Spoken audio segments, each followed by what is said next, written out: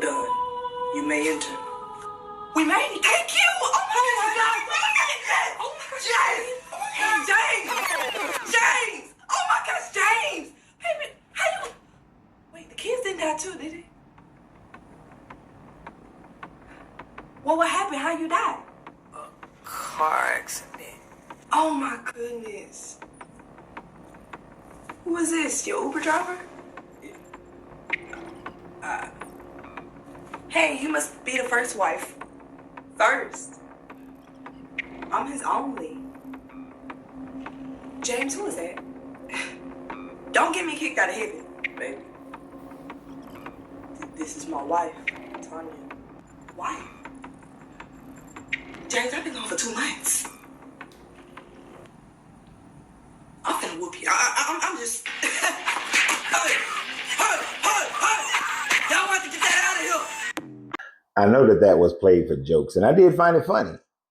But here's the funny part about it, is that if you talk to the average person who believes in the Bible, who believes that there is going to be this heaven, they believe that they're going to be reunited with their family members and have knowledge of the life that they led on earth, that they will know their wives, they will know their husbands, they will know their children, they will know their grandparents and parents and all these other people. They're going to know them.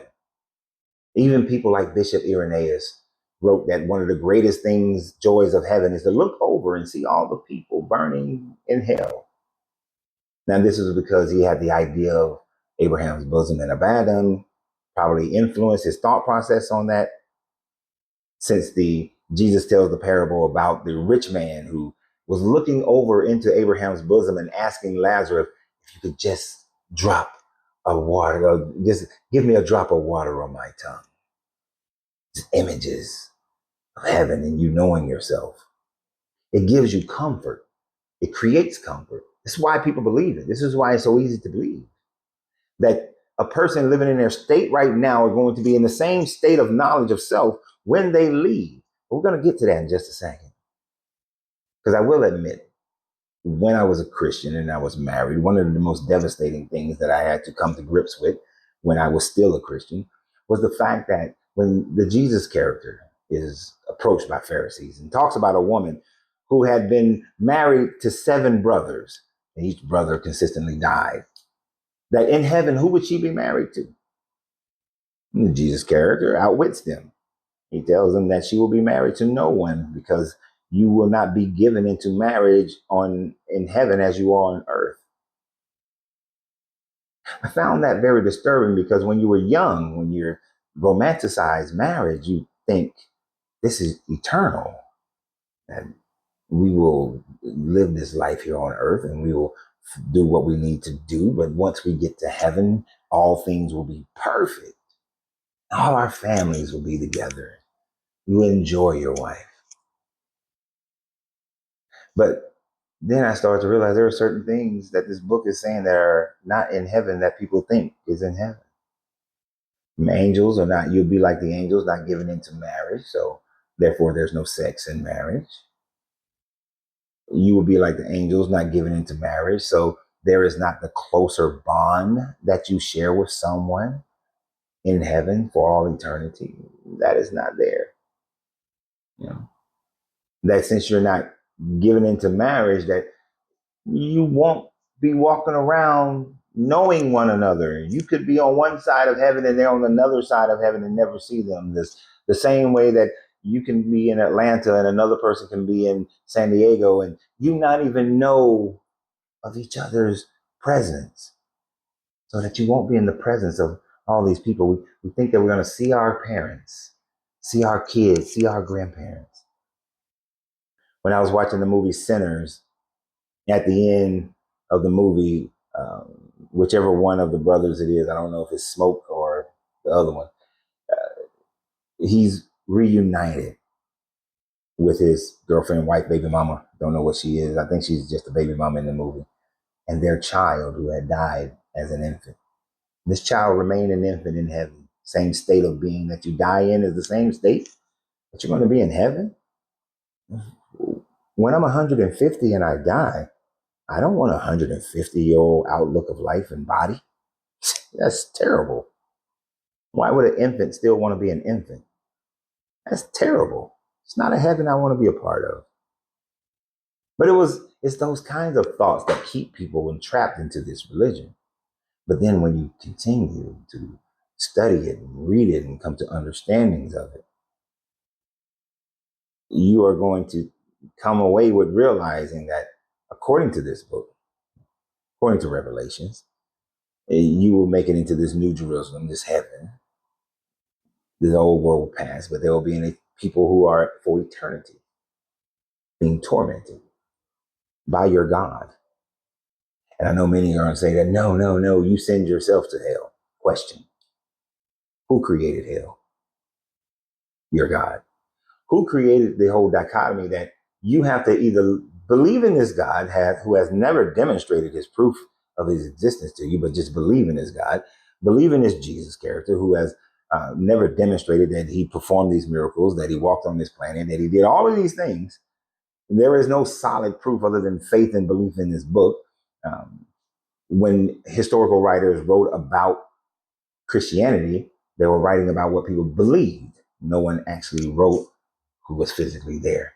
Even the Gospels themselves are anonymously written decades after the so-called events happened. No contemporaries wrote of any of these things. No eyewitnesses wrote of any of these things. So, therefore, there is really only circumstantial evidence, and that does not get by in a court of law. But according to this, you will, in the thought process, the doctrine, you will have consciousness of who you are. Now, I want you to think about it for a second. Therefore, you will recognize that people that you love, people that you care for, people that meant something to you, your parents, your brothers and sisters and nieces, nephews, your children who you loved when they was in the womb will be burning for all eternity, tormented for all eternity in a hell created by your God who wasn't sufficient enough to prove his existence. Yet you, according to Revelations, must be in perpetual worship of this God for eternity.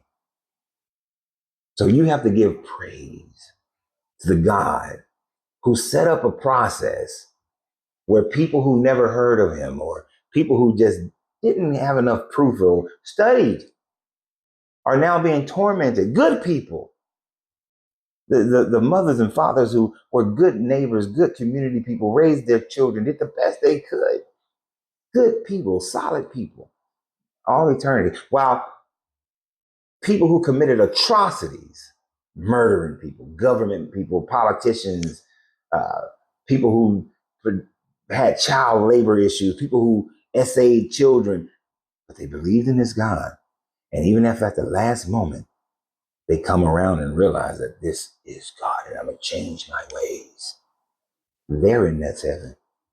Never mind that grandmother who just raised kids and raised good kids and was a great grandmother, was a pillar of the community, was raising the community, that grandfather who was a protector of the community, up and raising other people within the community.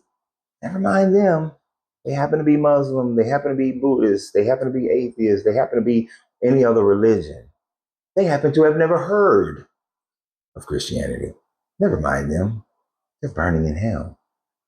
And you are living in the conscious state of all eternity, having to worship a person, a being who created that situation, the worst possible plan ever. And you have to worship them out of fear because you don't want to end up there, knowing that your child is constantly being tormented for all eternity. Yeah, I'm out of that place. It's not a place I would want to be. And I hope that this doesn't hurt some of you guys' feelings like it did mine when I was a Christian. And I realized that I won't be with my family in the same way. That connection won't be there. And of course, you'll have a greater connection. Bullshit. So y'all have a great day. And always remember, you got to free yourself to be yourself. because your greatness is non-negotiable. Good journey.